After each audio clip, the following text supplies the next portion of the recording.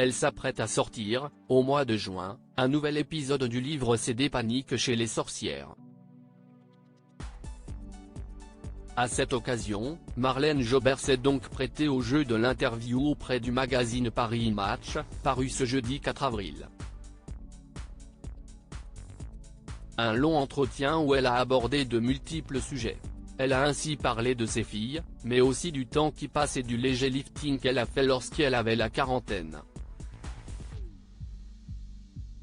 Elle n'a pas, non plus, hésité à s'exprimer sur l'affaire Gérard Depardieu, accusé notamment de viol et de harcèlement sexuel.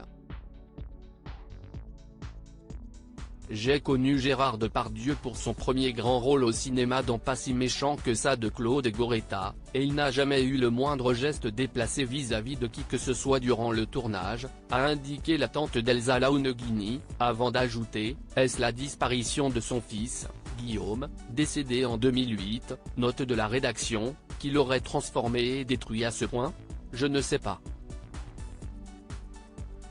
On ne se remet jamais de la perte d'un enfant. Je n'excuse pas ses comportements intolérables, mais j'essaie juste de comprendre.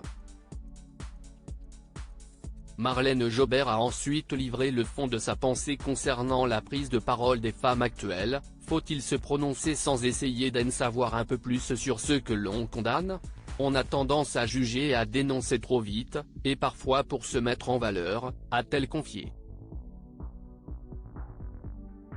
Gérard Depardieu, qui sont les femmes de sa vie? Marlène Jobert se confie sur #MettOssi l'ancienne comédienne, qui a quitté le 7e art quand ses jumelles avaient 4 ans, a précisé sa pensée en indiquant « Quel plaisir peut-on trouver à s'acharner sur quelqu'un ?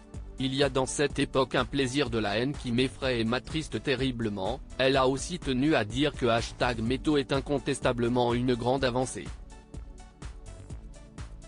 La mère de la comédienne Eva Green a aussi révélé au magazine avoir eu la chance de n'avoir jamais été importunée par des metteurs en scène, même à ses débuts.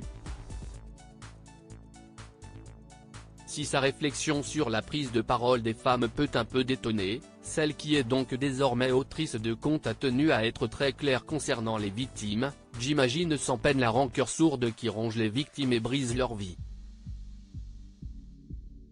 À 83 ans, Marlène Jobert dit toujours ce qu'elle pense.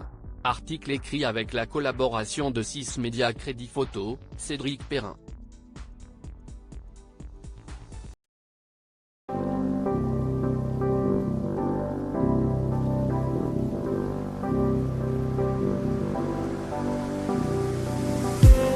I just need